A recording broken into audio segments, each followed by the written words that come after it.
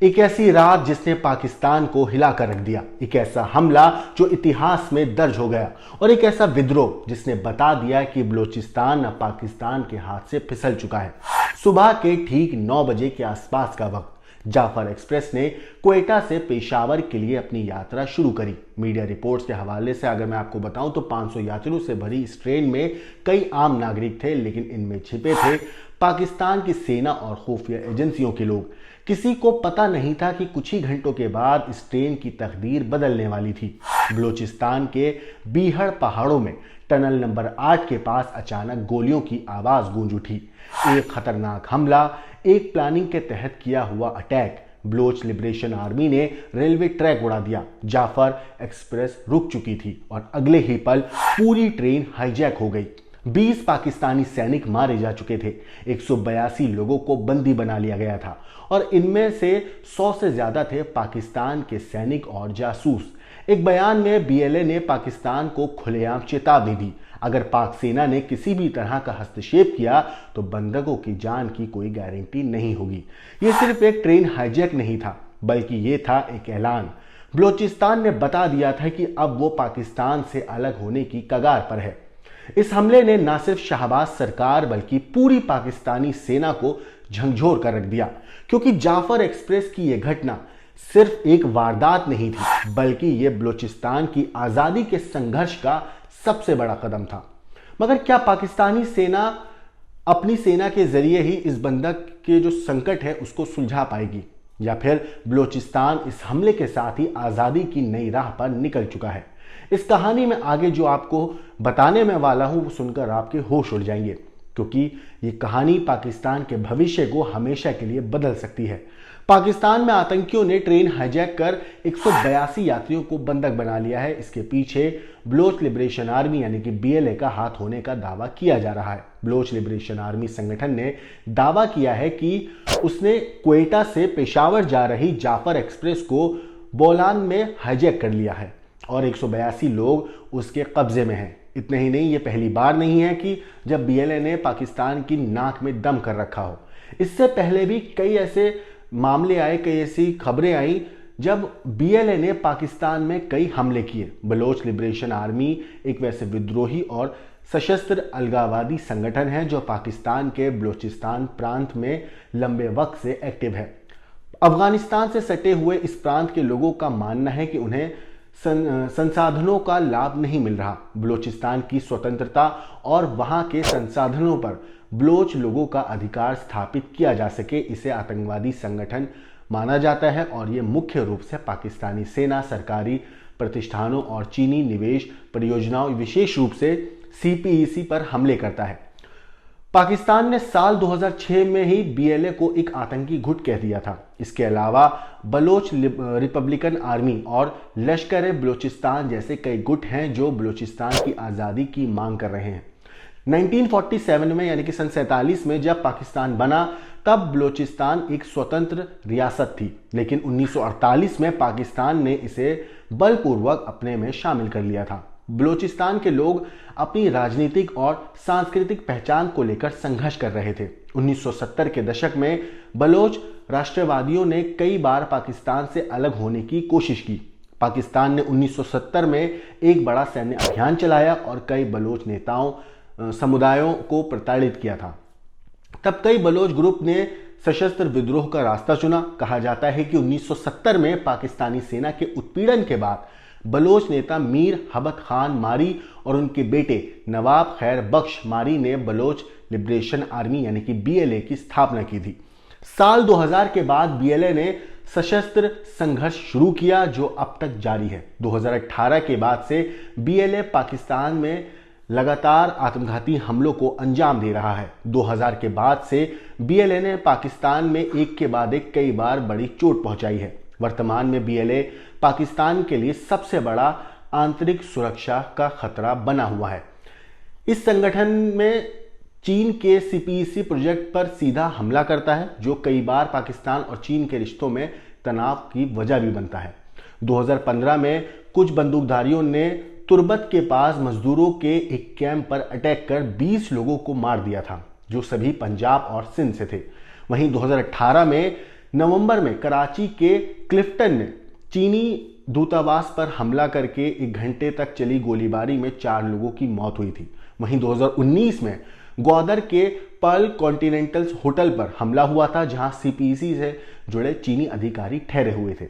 इतना ही नहीं, 2021 में बलूचिस्तान में इंजीनियरों पर आत्मघाती हमला हुआ था। वहीं 2022 में भी कराची विश्वविद्यालय के कम्युनिकेशन संस्थान के पास एक वैन पर आत्मघाती बम विस्फोट किया था, जिसमें 3 चीनी शिक्षकों और उनके पाकिस्तानी चालक की मौत हुई थी। वहीं साल 2022 में ही 78 हमले किए थे इन्होंने, जिनमें 80 से ज्यादा मौतें हुई और कहते हैं 137 लोग घायल हुए थे।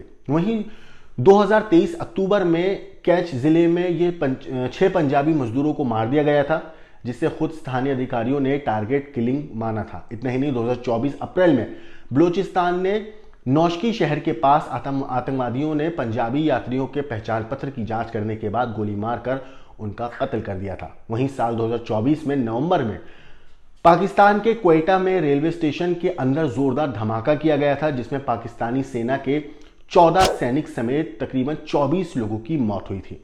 वहीं साल 2025 11 मार्च को क्वेटा से पेशावर जा रही जाफर एक्सप्रेस को हाईजैक करके 182 लोगों को बंधक बनाया गया था। वैसे आपको बता दूं कि 18 घंटे से ज्यादा का वक्त बीत चुका है ट्रेन को हाईजैक हुए और 18 घंटे से ज्यादा बीत जाने के बाद भी पाकिस्तानी सेना ट्रेन में सवार लोगों को बीएलए के कब्जे से छुड़ाने में नाकाम रही है। पाकिस्तानी अधिकारियों के अनुसार क्वेटा से पेशावर जा रही जाफर एक्सप्रेस ट्रेन में 400 से ज्यादा यात्री सवार थे। ट्रेन बलूचिस्तान के इलाके में एक टनल में घुसी, टनल नंबर 8 में। तभी बलोच विद्रोहियों ने उस पर हमला बोल दिया और ट्रेन को कब्जे में ले लिया।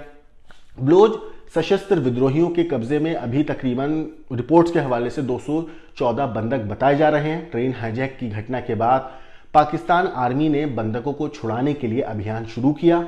रेडियो पाकिस्तान की एक रिपोर्ट के मुताबिक पाकिस्तानी सुरक्षा बलों ने 104 बंधकों को चरमपंथियों के कब्जे से छुड़ाया है। इसमें सुरक्षा सूत्रों के हवाले से बताया गया है कि छुड़ाए गए बंधकों में 58 पुरुष, 31 महिलाएं और 15 बच्चे शामिल हैं।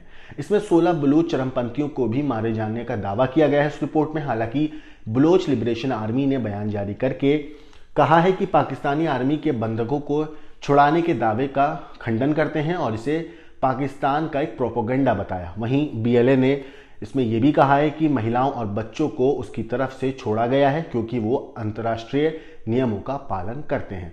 इसके साथ ही समूह ने पाकिस्तानी आर्मी के अभियान की पुष्टि की और कहा कि उसे नाकाम कर दिया गया है और सभी बलोच लड़ाके सुरक्षित हैं। किसी की मौत नहीं हुई है। बलोच की जितने भी लड़ाके थे वो सब सुरक्षित हैं।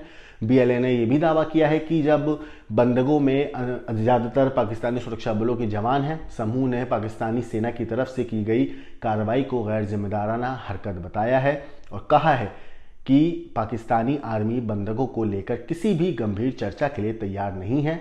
उसने धमकी दी है कि अगर पाकिस्तानी सेना ने कोई भी आक्रामकता की या एक भी गोली चलाई तो 10 बंधक सैनिकों को मार दिया जाएगा। बलोच लिबरेशन आर्मी ने बंधकों के बदले में बलोच राजनीतिक कैदियों की रिहाई की मांग की है। इसके लिए उन्होंने सरकार को पाकिस्तान की 48 घंटे का अल्टीमेटम दिया है। समूह ने कहा है कि मांग पूरी नहीं होने पर टाइमलाइन खत्म होने के बाद हर घंटे 5 बंधकों को मार दिया जाएगा। ये सिलसिला अंत तक जारी रहेगा।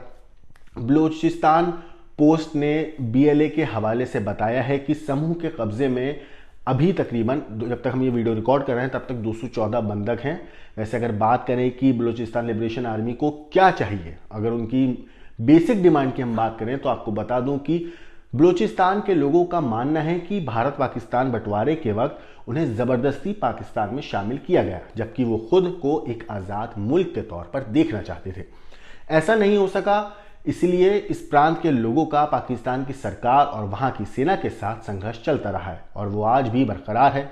बलूचिस्तान की आज़ादी की मांग करने वाले फिलहाल कई अलगाववादी समूह एक्टिव हैं। इनमें सबसे पुराने और असरदार संगठनों में एक है बीएलए, जिसके ऊपर आरोप लगाया, जिसके ऊपर कहा जा रहा है कि उसने ट्रेन को हाईजैक किया है। बलूचिस्तान लिबरेशन आर्मी को माना जाता है कि यह सबसे खतरनाक और पुराना संगठन है वहां का। माना जाता है कि यह संगठन पहली बार 1970 के दशक की शुरुआत में वजूद में आया। जुल्फिकार अली भुट्टो की सरकार के खिलाफ बलोचों ने सशस्त्र बगावत शुरू की, लेकिन सैन्य तानाशाह जियाउल हक की सत्ता पर कब्जे के बाद बलोच कौम परस्त लीडरों से बातचीत हुई और इसका नतीजा ये निकला कि सशस्त्र बगावत के खात्मे के बाद बलूचिस्तान लिबरेशन आर्मी भी गायब होती गई। फिर साल 2000 में ये वापस सक्रिय हुए। कुछ जानकार मानते हैं कि बीएलए की ज़्यादातर जो आधिकारिक स्थापना है इसी साल हुई थी और साल 2000 से ही संगठन ने बलूचिस्तान के अलग अलग इलाकों में सरकारी प्रतिष्ठानों और सुरक्षा बलों पर हमले का सिलसिला शुरू किया था। संगठन में ज़्यादातर मैरी और बुगाती जनजाति के सदस्य शामिल हैं। आपको बताऊं कि सरदार अकबर खान बुगाती बलूचिस्तान के पूर्व मुख्यमंत्री थे। उन्हें बीएलए के सबसे वरिष्ठ लोगों में से एक माना जाता है। 26 अगस्त 2006 को पाकिस्तानी सुरक्षा बलों के ऑपरेशन में उनकी हत्या कर दी गई थी। इसके बाद अधिकारियों की तरफ से नवाब खैर बख्श मीरी के बेटे नवाब ज़ादा बालच मीरी को इसका मुखिया बनाया गया था। नवंबर 2007 में बालच मीरी की भी मौत की खबर आई। इसी साल पाकिस्तान सरकार ने बलूचिस्तान लिबरेशन आर्मी को चरमपंथी संगठनों की सूची में डाल दिया था। ये समूह बलूचिस्तान को विदेशी प्रभाव, विशेष रूप से चीन और पाकिस्तानी सरकार से निजात दिलाना चाहता है।